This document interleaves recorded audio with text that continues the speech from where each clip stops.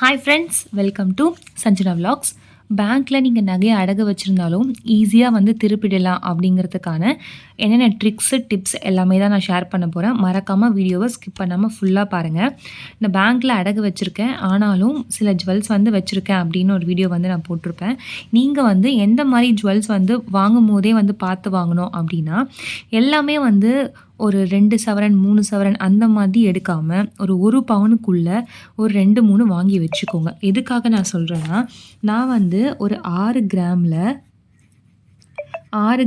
Necklace ஒன்று வாங்கியிருக்கேன். ஓகேங்களா?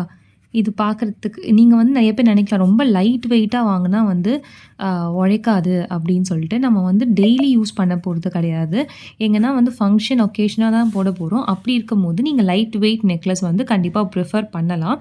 அது எந்த மாடலில் வாங்குறீங்க அப்படிங்கிறத பொறுத்தும் இருக்குது. நான் வந்து லைட் வெயிட்டில் ஒரு 6 கிராமில் ஒரு நெக்லஸ் வச்சுருக்கேன். அதையும் நான் உங்ககிட்ட காட்டிடுறேன் பாருங்கள். இந்த நெக்லஸ் தான் அது சரவணா எலைட்டில் வாங்கினேன்னு சொல்லியிருந்தேன். சரிங்களா? இது வெயிட் வந்து பார்த்தீங்கன்னா 8.260. நான் பேக் செயின் வந்து ரிமூவ் பண்ணிவிட்டேன். நான் இதான் வந்து போட்டு யூஸ் பண்ணலாம் அப்படின்னு சொல்லிட்டு. ஏன்னா எனக்கு தெரியும், நான் வந்து ஃபுல் அமௌண்ட் இதை வந்து இது வந்து நான் வந்து தாலியில் கொடுத்துருந்தது தான் வந்து நான் மாற்றிட்டு தான் நான் அதை வந்து வாங்கினேன். ஸோ அதனால் எனக்கு அதில் போடுறத விட நான் கழுத்தில் போடுறது வந்து எங்கன்னா ஃபங்க்ஷன் போனால் வந்தால் போடுறது வந்து வேணும் அப்படிங்கிறதுக்காக தான் இது மாடல் வந்து வாங்கினேன். போட்டால் வந்து கொஞ்சம் நல்லா நிறைவாகவே இருக்குது. அதனால் இந்த மாதிரி வந்து சின்னதாக 2, 3 பொருள் வாங்கி வச்சுக்கிறது நல்லது. இது மாதிரி எனக்கு என்ன தோணுதுன்னா, இப்போது இது வந்து மொத்தமாக 8.260 பேக் செயின் வந்து 2.260 வந்தது. இதை ரிமூவ் பண்ணிட்டக்கப்புறமா எக்ஸாக்டாக இது 6 கிராம் வந்துச்சு. கரெக்டாக 6 கிராம். 1 மில்லிகிராம் கூட அதிகமாகவும் இல்லை, கம்மியாகவும் இல்லை. எக்ஸாக்டாக 6 கிராம் இருந்தது. ஓகேங்களா? இது வந்து 10% வேஸ்டேஜ்க்கு தான் நான் வந்து வாங்கியிருந்தேன். இந்த மாதிரி இது வந்து எனக்கு கமெண்ட் செக்ஷனில் ஒரு சிஸ்டர் சொல்லியிருந்தாங்க, இது வந்து நீங்கள் தனியாக ரிமூவ் பண்ணி வச்சுக்கோங்க, இதில் போடாதீங்க, இல்லைனா வந்து கோல்டு வந்து இதில் சேர்ந்துடும், இதோட தரம் வந்து கம்மியாயிடும் அப்படின்னாங்க. அதனால் நான் தனியாக வந்து வச்சுருக்கேன். ஸோ இந்த மாதிரி நான் இன்னொரு நெக்லஸ் கூட நான் வாங்கி வச்சுக்கலாம் அப்படின்னு வந்து எனக்கு தோணுது. ஒரு 6 கிராம் 7 கிராம்லேயே வந்து நம்ம ஒன்று வாங்கி வச்சிட்டோம் அப்படின்னா, நம்ம வந்து மாற்றி மாற்றி வந்து போட்டுக்கலாம். இதுவே நம்ம வந்து பெரிய நகைலாம் பேங்க்கில் வச்சாலும் நம்மளுக்கு வந்து பெருசாக தெரியாது நம்மக்கிட்ட நகை இல்லை அப்படிங்கிற மாதிரி. ஸோ அதனால தான் வந்து சொல்கிறேன், இந்த மாதிரி நீங்கள் வந்து வாங்கி வச்சுக்கோங்க. பேங்க்கில் நகையெல்லாம் வைக்கிறதுக்கு முன்னாடி இந்த மாதிரி முன்னாடி சேவ் பண்ணி வச்சுக்கோங்க. அப்போ தான் நம்ம வந்து எங்கன்னா வெளியில் போயிட்டு வரத்துக்கு வந்து போட முடியும். ஸோ இந்த மாதிரி ஒரு 2 இருந்துச்சுன்னா கூட நம்மளுக்கு வந்து நகை இல்லாதது பெருசாக தெரியாது. ஓகேங்களா? இப்போ எல்லாமே நம்மக்கிட்ட வந்து ஒரு 4 பவுன் 5 பவுன் அந்த மாதிரி ஹாரம் தான் வந்து வச்சுருக்கோம் அப்படின்னா, லைட் வெயிட்லேயே வந்து 2 ஒரு 1.5 இல்லைன்னா வந்து 2 1.5லேருந்து 2க்குள்ளே ஒரு ஹாரம் வந்து வாங்கி வச்சுக்கோங்க. சரிங்களா? அப்போது என்னாச்சு, இது ஒரு 1.5 இது ஒரு 6 மொத்தமாக பார்த்தீங்கன்னா ஒரு 2 2.5 சவரன் 2.25 வச்சுக்கோங்களேன். ஒரு 2.25லேருந்து ஒரு 2.5 சவரன் மட்டும் நீங்கள் வச்சுக்கிட்டாலே கழுத்து நிறைஞ்சா மாதிரி இருக்கும்.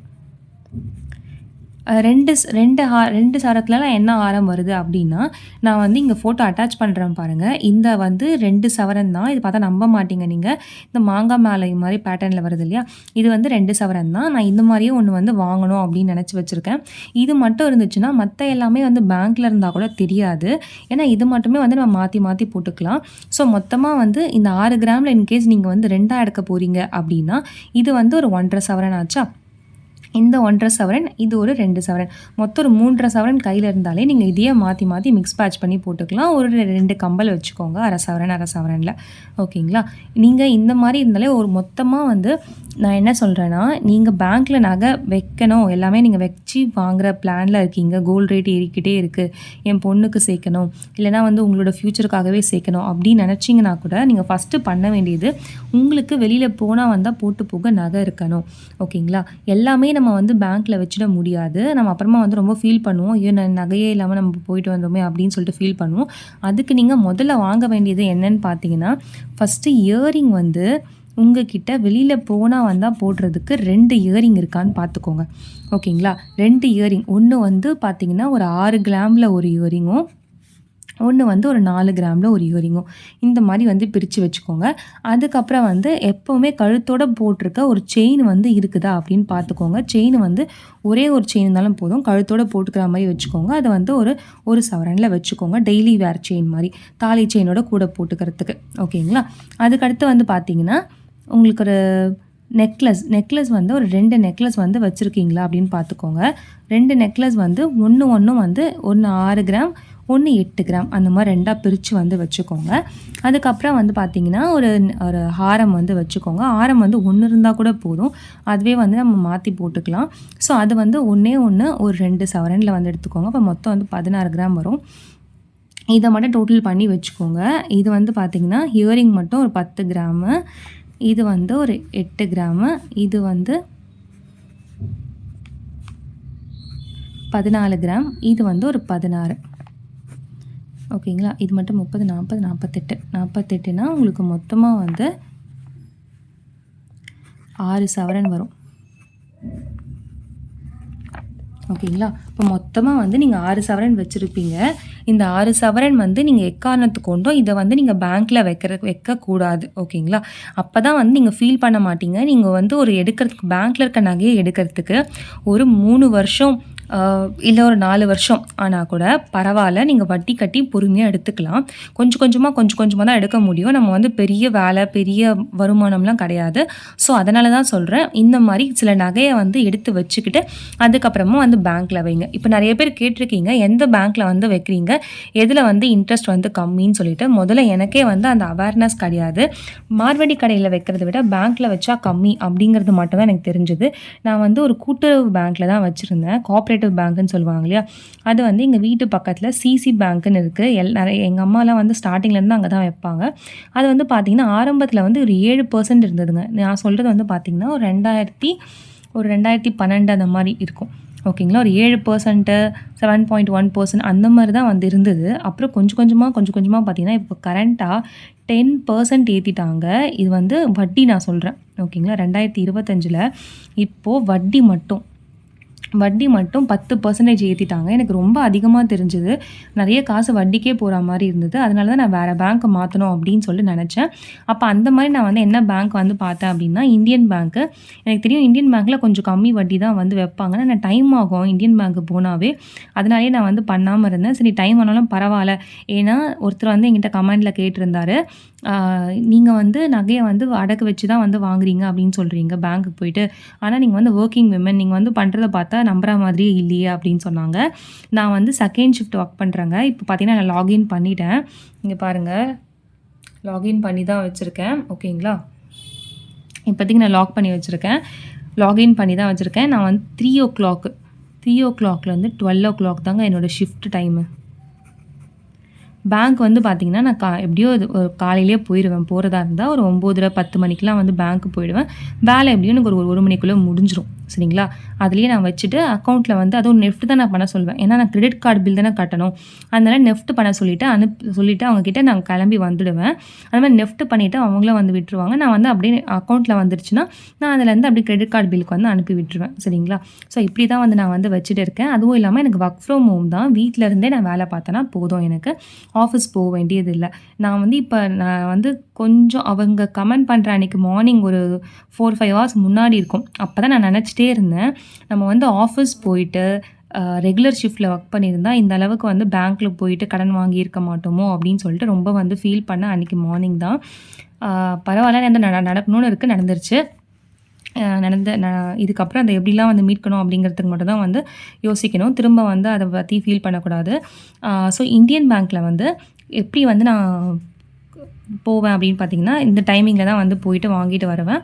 நெஃப்ட் பண்ணிவிட்டு நெஃப்ட்டுக்கு வந்து எழுதி கொடுத்துட்டு, நெஃப்ட்டுனா வந்து எப்படின்னா உங்களுக்கு வந்து அக்கௌண்ட் இருக்கும் பார்த்தீங்களா, சேவிங் அக்கௌண்ட் இருக்குமோ, அதுக்கு காசு வந்துடும். உங்களுக்கு பேங்க்கில் வச்ச நகைக்கு அதுலேருந்து உங்கள் அக்கௌண்ட்டுக்கு காசு வந்துடும். அதுலேருந்து நீங்கள் வந்து எந்த பேங்க்குக்கு மாற்றணும் அப்படின்னு நினைக்கிறீங்களோ அதோட அக்கௌண்ட் டீட்டெயில்ஸ் ஃபுல்லாக நீங்கள் எழுதி கொடுத்துட்டீங்க அப்படின்னா அந்த அக்கௌண்ட்டுக்கு வந்துடும். இப்போ இந்தியன் பேங்க்கு எனக்கு வந்து HDFC பேங்க்குக்கு வந்து வேணும் அப்படின்னா நான் வந்து நெஃப்ட் தனியாக எழுதி கொடுத்துருவேன் அவங்கக்கிட்ட. அதுக்கு ஒரு வித்ரா சலானும் எழுதி கொடுத்துருவேன், நெஃப்ட் சலானும் எழுதி கொடுத்துருவேன், வித்ராவும் எழுதி கொடுத்துருவேன். இந்த நெஃப்ட் ஃபார்ம் ஒன்று தருவாங்க. இது ரெண்டுமே வந்து நீங்கள் எழுதி கொடுத்துட்டிங்கன்னா இந்த பேங்க்லேருந்து HDFC பேங்க்குக்கு வந்து அவங்க அக்கௌண்ட்டில் வந்து காசு வந்து போட்டுடுவாங்க. அதுக்கு வந்து கொஞ்சம் சார்ஜஸ் பண்ணுவாங்க. ஒரு 1 lakhக்கு 30 ரூபாய் அந்த மாதிரி சார்ஜ் பண்ணுவாங்க. அது கம்மியாக தான் இருக்கும் பேங்க்கை பொறுத்து. ஓகேங்களா? இப்போ இந்தியன் பேங்க்கில் வந்து பார்த்திங்கன்னா எவ்வளோ % வட்டி போடுறாங்க அப்படின்னா வட்டி வந்து 8.65%. ஓகேங்களா? 1,00,000 ரூபாய்க்கு எவ்வளோ ஆகுதுன்னு நான் சொல்கிறேன் பாருங்கள். இப்போ ஒரு 1,00,000 வந்து நீங்கள் வைக்கிறீங்க அப்படின்னா அதுக்கு 8.65% தானே வட்டின்னு சொன்னேன். 8,650 ரூபா. இது வந்து ஒரு வருஷத்துக்கு. அதை வந்து நீங்கள் 12ஆல் டிவைட் பண்ணிங்கன்னா 720 ரூபா. ஓகேங்களா? 720 ரூபா நீங்கள் வந்து ஒரு மாதத்துக்கு கட்டணும். இது வந்து 1,00,000க்கு 1,00,000க்கு வட்டி மட்டும் வந்து பார்த்தீங்கன்னா 720 ரூபா கட்டுற மாதிரி இருக்கும் இந்தியன் பேங்க்கில். 1 கிராமுக்கு எவ்வளோ தராங்க அப்படின்னா எனக்கு இங்கே வந்து சிசி பேங்க்கில் 1 கிராமுக்கு வந்து 6,000 ரூபா கொடுத்தாங்க. ஏன்னா இங்கே வந்து அமௌண்ட் வந்து கம்மி பண்ணிட்டாங்க. நிறைய பேர் வந்து வைக்கிறாங்க, திரும்ப எடுக்க மாட்டேங்கிறாங்கன்னு சொல்லிட்டு இங்கே வந்து 6,200 ரூபா கொடுத்தாங்க இந்தியன் பேங்க்கில். சரிங்களா? நான் வந்து இந்தியன் பேங்க்லேயும் நகை கொஞ்சம் வச்சுருக்கேன். அடுத்தது வந்து பார்த்திங்கன்னா ஐஓபி இது விட கம்மியாக எங்கன்னா இருக்குமா அப்படின்னு சொல்லிட்டு விசாரிக்கும் போது ஐஓபி பேங்க் வந்து தெரிஞ்சுது. அதில் வந்து வட்டி வந்து பார்த்திங்கன்னா 8.25%.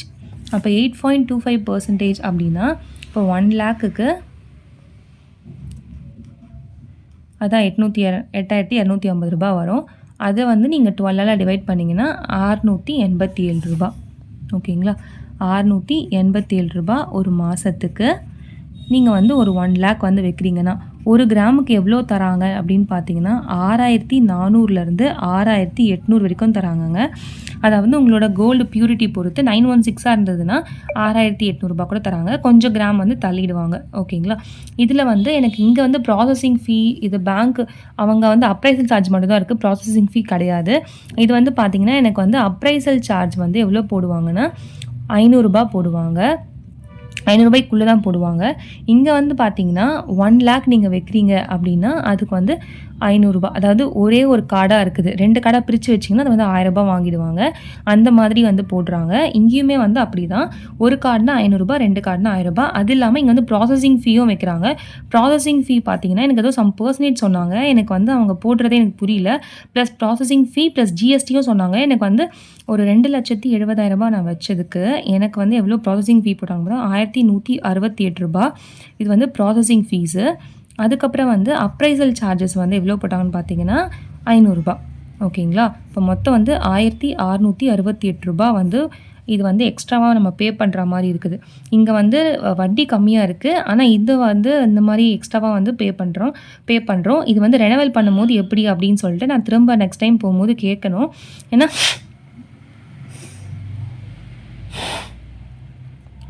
ரெனவல் பண்ணும்போதும் இந்த மாதிரி வந்து திரும்ப பே பண்ணணுமா அப்படிங்கிறது எனக்கு வந்து கரெக்டாக கிளாரிட்டி இல்லை. அப்போ ரெண்டுமே வந்து ப்ராசஸிங் ஃபீ, அப்ரைசல் சார்ஜ் ரெண்டுமே பே பண்ணணுமா, இல்லைனா வந்து எதனா ஒன்று பே பண்ணுற மாதிரி இருக்குமா அப்படிங்கிறது நான் கேட்கணும். ஸோ இது வந்து எந்த பேங்க்கில் நீங்கள் வைக்கிறீங்க அப்படிங்கிறதும் இருக்குது. ரொம்ப கம்மியான வட்டி இருக்கிற மாதிரி பேங்க்காக பார்த்து வச்சுக்கோங்க. இதை விட கம்மியான வட்டி எதனா பேங்க்கில் இருந்துச்சுன்னா மறக்காமல் கமெண்ட் செக்ஷனில் சொல்லுங்கள். நிறைய பேருக்கு யூஸ் ஆகும். எனக்கு தெரிஞ்சு நான் இப்போதைக்கு இந்த 2 பேங்க்கில் தாங்க வச்சுருக்கேன். இவ்வளோ அமௌண்ட்டு தான் கொடுத்துருக்காங்க. சரிங்களா? இப்போ நான் இன்னும் வந்து வைக்கணும். இன்னும் நான் எவ்வளோக்கு வைக்கணும்னு பார்த்தீங்கன்னா 2,35,000க்கு வைக்கணும். எதுக்குன்னா இதுக்கு தான் நான் வந்து ஜுவல் வந்து நான் பர்ச்சேஸ் வந்து பண்ணியிருக்கேன். Jewel amount. ஓகேங்களா? இது கிரெடிட் கார்டில் தான் வாங்கியிருக்கேன். அந்த கிரெடிட் கார்டு பில் நான் திரும்ப வந்து நான் பே பண்ணணும். அதுக்காக திரும்ப நான் அதை வச்சா தான் முடியும். இன்னும் எனக்கு வந்து பீமாலேருந்து ரிசீவ் ஆகலை. இப்போ ரேட் வந்து கம்மியாகிட்டு இருக்குது. இப்போ என்னால் வந்து கட் ஆஃபும் பண்ண முடியாது. அதாவது எப்படின்னா வந்து திரும்ப நான் கேன்சல் பண்ணி ரிட்டர்ன் பண்ணினோம் பண்ண முடியாது. ஏன்னா ரிட்டர்ன் நான் கொடுத்தேன்னா எனக்கு வந்து திரும்ப எனக்கு அது முடியறதுக்கு வந்து 2 வாரம் ஆகும். ஆனால் கிரெடிட் கார்டு பில் வந்து பார்த்திங்கன்னா 20ஆம் தேதி இன்டர்நெட் ஆகிடுச்சு. ஸ்டேட்மெண்ட் வந்து எல்லா மாதமும் வந்து 20th வந்து வந்துடும். ஓகேங்களா? இப்போ எனக்கு அக்டோபர் 20 வந்து ஸ்டேட்மெண்ட் வந்துருச்சு. அதுலேருந்து பார்த்தீங்கன்னா எனக்கு 15 டேஸ் டைம் இருக்குங்க. 15 டேஸ்க்குள்ளே நான் வந்து பே பண்ணிடணும். இந்த 15 டேஸ் டைம்னு பார்த்தீங்கன்னா எனக்கு வந்து அடுத்த மாதம் 2ஆம் தேதிக்குள்ளே நான் வந்து கட்டிடணும். இன்னும் எனக்கு வந்து ரிசீவ் ஆகலை. எனக்கு ரிசீவ் ஆகிட்டு பேங்க் போயிட்டு வச்சுட்டு வந்தாலே எனக்கு கரெக்டாக இருக்கும். ஸோ அதனால் நான் வந்து கேன்சலோ ரிட்டனோ எதுவுமே நான் பண்ணலை. எனக்கு அமௌண்ட் அதிகமாக போனாலுமே பரவாயில்லன்னு சொல்லிட்டு நான் வந்து அந்த இயரிங்காக தான் வெயிட் பண்ணிகிட்டு இருக்கேன். இயரிங் வந்தோடனே நான் மொத்தமாக இன்னொரு நகையும் கூட சேர்த்து போட்டு வச்சுட்டு திரும்ப அந்த அமௌண்ட் வந்து ரெடி பண்ணுற மாதிரி தான் இருக்கும். ஸோ ஓகேங்களா? நான் இப்படி தான் வந்து இதை வந்து நான் பே பண்ணுறேன். கிரெடிட் கார்டு பற்றி டீட்டெயில்ஸாக உங்களுக்கு வந்து வேணும் அப்படின்னா கமெண்ட் செக்ஷனில் சொல்லுங்கள். கிரெடிட் கார்டு வச்சு எப்படி வாங்குறது, கிரெடிட் கார்டுக்கு வந்து 5 பைசா நீங்கள் வந்து பேவே பண்ணாமல் நீங்கள் எப்படி வந்து ஜுவல் எடுக்கிறது. ஆனால் வந்து ஜுவல் எடுக்கிறதுக்கு நீங்கள் வந்து திரும்ப வைக்கும்போது கொஞ்சம் எக்ஸ்ட்ரா அமௌண்ட் ஆகும். ஏன் சொல்கிறேன்னா இப்போ 6,800 ரூபா அப்படி வருதுங்களா? இப்போது எனக்கு தேவை வந்து எவ்வளோ தேவை? 2,35,000. ஓகேங்களா. இப்போ இந்த 2,35,000 அது இல்லாமல் இந்த ரூ. 1,668 இதுவும் நான் வந்து வேணும். இது நான் அப்படியே ரெடியே பண்ணிக்கணும்னு வச்சுக்கோங்களேன் வெளியில் கூட. இப்போ 2,35,000 இப்போ இந்த காசு வந்து எனக்கு ரூ. 6,800 அப்படின்னு நான் போட்டேன்னா எனக்கு வந்து பார்த்திங்கன்னா 34.5 வருதுங்களா. இப்போ 34.5னா எனக்கு ஒரு அவங்க வந்து கொஞ்சம் குறைச்சிப்பாங்க. அப்படி பார்த்தீங்கன்னா ஒரு 36ன்னு வச்சுக்கோங்க. 36னா அப்போ எத்தனை சவரன் வேணும்? 4.5 சவரன் வேணும். ஓகேங்களா. அப்போ 4.5 சவரன் வந்து என்கிட்ட இருக்குதா அப்படின்னா கிடையாது. இப்போ எனக்கு எவ்வளோ ஆர்டர் பண்ணியிருக்கேன்னா 19 கிராம்ஸ்க்கு தான் ஆர்டர் பண்ணியிருக்கேன். அந்த 36ல் 19 கிராம்ஸ் போச்சுன்னா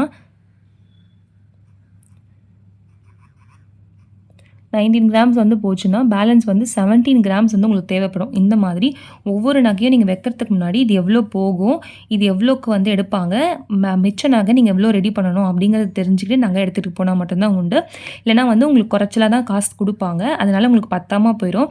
அதனால் இன்னும் 17 கிராம் எனக்கு வந்து தேவைப்படும். இந்த 17 கிராமுக்கு வந்து நான் வேறு எதாவது நகை வந்து ரெடி பண்ணணும். நான் அதுவும் வந்து கேட்டிருக்கேன். இப்போதைக்கு என்கிட்ட நகை கிடையாது. எல்லா நகையுமே வச்சுட்டேன். என்னோடய ஃப்ரெண்டோட ஜுவல் தான் நான் கேட்டிருக்கேன். இது நான் எப்படி எடுப்பேன் அப்படின்னு பார்த்தீங்கன்னா, நான் லாஸ்ட் டைம் வந்து எனக்கு சேலரி வந்து வரலை. நான் வேறு ஒரு கம்பெனி வந்து உள்ளே எனக்கு ஷிஃப்ட் பண்ணதுனால எனக்கு சேலரி வரல. செட்டில்மெண்ட் பண்ணுறதுக்கு 2 மாதம் ஆகும் அப்படின்னு சொன்னாங்க. அதுலேயே எனக்கு சேலரி மட்டும்தான் வரும் எனக்கு தெரியும். அந்த சேலரி வந்தோடனே கொஞ்சம் அமௌண்ட் பே பண்ணிவிட்டு வேறு எதனா திருப்பி இல்லாட்டினா ஃப்ரெண்ட்ஸ்கிட்ட கடன் வாங்கி தான் வந்து அவங்க நகையை திருப்பி நான் எடுத்து தர மாதிரி இருக்கும். ஏன்னா என்கிட்ட இப்போதைக்கு எக்ஸ்ட்ரா நகை எதுவுமே கிடையாது. நான் போட்டிருக்க நகையை இப்போ நான் வைக்கிற மாதிரிலாம் கிடையாது. வச்சுனா நான் மாட்டிப்பேன். வீட்டுக்கு வந்து தெரியாது நான் அது மாதிரி பண்ணுறது. ஸோ அதனால் நான் வந்து அது பண்ணலை. இதுதாங்க இப்போதைக்கு நான் வந்து எப்படி எடுக்க போகிறேன் அப்படிங்கிறது. இந்த 17 கிராம் வந்து நான் வெளியில் கேட்டிருக்கேன். அதை அரேஞ்ச் பண்ணிவிட்டு நான் வந்து எவ்வளோக்கு வச்சுருக்கேன், எவ்வளோக்கு எடுத்தாங்க எல்லாமே நான் வந்து நியூ வீடியோவாக போடுறேன். அந்த இயரிங் வந்தோடனே பீமா என்னெல்லாம் வந்து வந்திருக்கு அப்படின்ற ப்ராடக்ட் வீடியோவும் நான் உங்களுக்கு ரிலீஸ் பண்ணுறேன். ஸோ இவ்வளோ தான் ஃப்ரெண்ட்ஸ். உங்களுக்கு எதாவது டவுட் இருந்ததுன்னா மறக்காமல் கமெண்ட் செக்ஷனில் கேளுங்க. நான் உங்களுக்கு கமெண்ட் பண்ணுறேன். ஸோ இப்படி தான் வந்து நான் வந்து அடகு வைப்பேன். அதை எப்படி வந்து எடுக்கலாம் அப்படிங்கிறது வீடியோ வந்து ரொம்ப லாங்காக போயிட்டுருக்கு. நான் வந்து நெக்ஸ்ட் வீடியோவை உங்களுக்கு அப்லோட் பண்ணுறேன். Bye friends. மறக்காமல் சேனலை லைக் பண்ணுங்கள், ஷேர் பண்ணுங்கள், சப்ஸ்கிரைப் பண்ணி வச்சுக்கோங்க. சேனலுக்கு ஹைப் கொடுங்க. அப்போ தான் நிறைய பேருக்கு போயிட்டு ரீச் ஆகும். ஓகேவா? பாய். Take care.